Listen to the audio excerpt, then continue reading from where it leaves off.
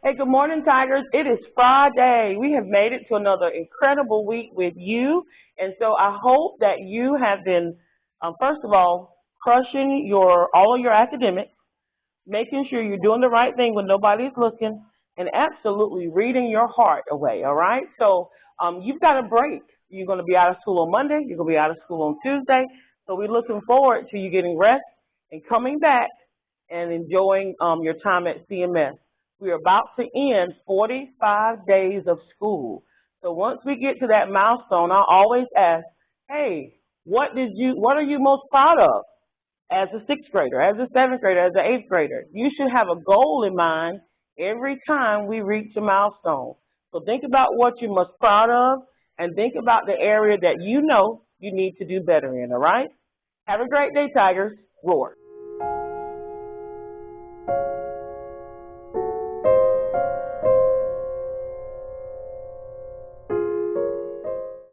Good morning, Tigers, and happy Friday. Welcome to First Chapter Fridays of our wonderful Tiger Chat.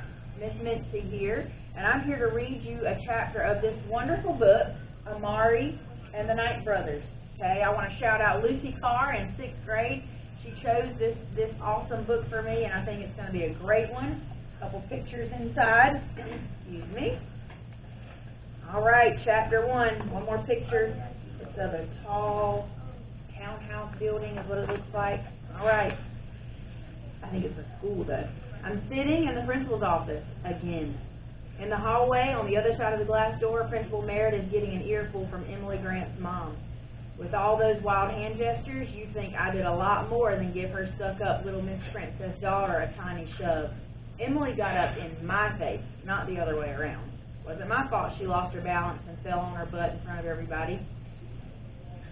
Emily stands behind her mom, surrounded by her squad. They cover their mouths and whisper, eyeing me through the door like they can't wait to catch me alone. I lean back in my chair out of view. Really done it this time, Amari. I glance up at the picture of the brown-skinned boy on the wall behind Principal Merritt's desk and frown. Quentin proudly holds up the trophy he won in the state math competition. You can't see, but me and Mama are just off stage cheering him on. There's not much to cheer about anyone. The door swings open and Miss Grant stalks in, followed by Emily. Neither makes eye contact as they settle into the chairs farthest from me. Their dislike for me seems to fill up the whole office. I frown and cross my arms. The feeling is mutual. Then comes Mama in her blue hospital scrubs. She got called away from work because of me again. I sit up in my chair to plead my case, but she shoots me a look that kills the words in my throat. Principal Merritt takes his seat last, his wary eyes moving between us. I know there's history between the two girls, but seeing as it's the last day of school, I want that girl's scholarship revoked, Miss Grant explodes. I don't pay what I pay in tuition to have my daughter assaulted in the hallways. Assaulted? I start, but Mama raises a hand to cut me off. Amari knows better than to put her hands on other people, says Mama, but this has been a long time coming. Those girls have harassed my daughter since she first set foot on this campus. The messages they left on her social media pages were so ugly we considered deleting her account. And we addressed that matter as soon as it was brought to our attention, says Principal Merritt. All 4 girls received written warnings. How about the stuff they say to my face? I lean forward in my chair, face burning. They call me charity case and free lunch and remind me every chance they get that kids like me don't belong here. Because you don't, says Emily. Quiet, Miss Grant snaps. Emily rolls her eyes. Miss Grant stands, turning her attention to Mama. I'll have a talk with my daughter about her behavior, but your daughter got physical. I could press charges. Be thankful this is as far as I'm taking. Mama bristles but bites her tongue. I wonder if it's because Emily's mom is right about pressing charges. Practically the whole school saw. Up, says Miss Grant to her daughter, and they head for the door. Miss Grant stops short and looks back at us. I expect to be notified the moment her scholarship is revoked, or the Parents Association will have a lot to say at the next meeting. The door slams behind them. I can barely sit still, I'm so mad. This is all so unfair. People like Emily and Miss Grant will never understand what it's like to not have money. They can do whatever they want with no consequences while the rest of us have to watch our every step.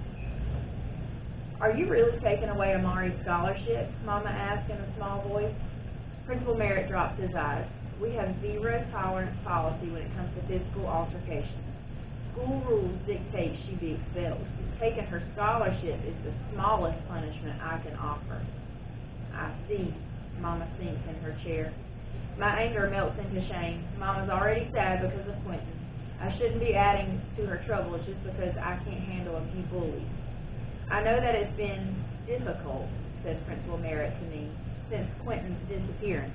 He was a great kid with a truly bright future. It doesn't take a rocket scientist to connect the dots between that incident and the start of your behavior problem, Amari. I can arrange for you to talk to a counselor free of charge." "I don't need a counselor," I interrupt. Principal Merritt frowns. "You should talk with someone about your anger." "You want to know why I shoved Emily? It's because she thought it was funny to joke that my brother is dead, but he isn't. I don't care what anyone says. He's out there somewhere, and when I find him, I'll show you all." I'm shaking, tears streaming down my face. Principal Merritt doesn't say anything. Mama stands up slowly and pulls me into her arms. "Go to the car, baby girl. I'll finish up here." We ride home in silence. It's been almost 6 months since Quentin went missing, but it doesn't feel that long. Seems like just the other day he was calling Mama's phone, saying he'd be home for Christmas. It was a big deal because Quentin was always gone once he got that fancy job after high school. The kind where you can't tell anybody what you do.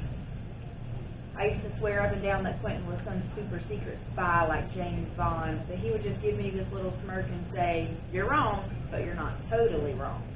Whenever I tried to get more out of him, he'd just laugh and promise to tell me when I got older.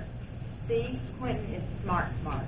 He graduated valedictorian from Jefferson Academy and got full scholarship offers from 2 Ivy League schools. He turned them both down to work for whoever he was working for. When he went missing, I was sure that his secret job had something to do with it, or at least somebody who worked with him might know what happened. But when we told the detectives about his job, they looked at me and Mama like we were crazy. They had the nerve to tell us that, as far as they could tell, Quentin was unemployed. That there were no tax records to indicate that he ever had a job of any kind. But that just didn't make sense. He'd never lie about something like that. When Mama told them he used to send money home to help out with bills, the detective suggested that Quentin might be involved in something he didn't want us to know about. Something illegal. That's always what people think when you come home from the Wood, a.k.a. the Rosewood Low-Income Housing Project. The car rattles as we pass over the railroad tracks, letting me know we're in my neighborhood now. I'm not going to lie, it feels different coming back here after being on the other side of town. Like the world is brighter around Jefferson Academy and all those big colorful houses that surround it. Where I'm from feels gray in comparison. We pass liquor stores and pawn shops, and I see D-boys leaning up against street signs, mean-mugging like they own the whole world. Jaden, a boy I knew in elementary school, stands with a bunch of older boys, a big gold chain around his neck. He recognizes the car and shoots me a grin as we pass. I try to smile back, but I don't know if it's convincing. We haven't spoken since Quentin went missing, not since he started hanging with the guys he promised my brother he'd stay away from. Once we pull up in front of our apartment building, Mama buries her face in her hands and cries. Are you okay?" I ask. "I feel like I'm failing you, baby girl. I work 12-hour shifts, 5 days a week. You should have somebody around who you can talk to." "I'm fine. I know you only work so much because you have to." Mama shakes her head. "I don't want you to have to struggle like I do. That scholarship to Jefferson Academy was your ticket to a good college, to a better life. Lord knows I can't afford to send you to a place like that on my own. I don't know what we're supposed to do now.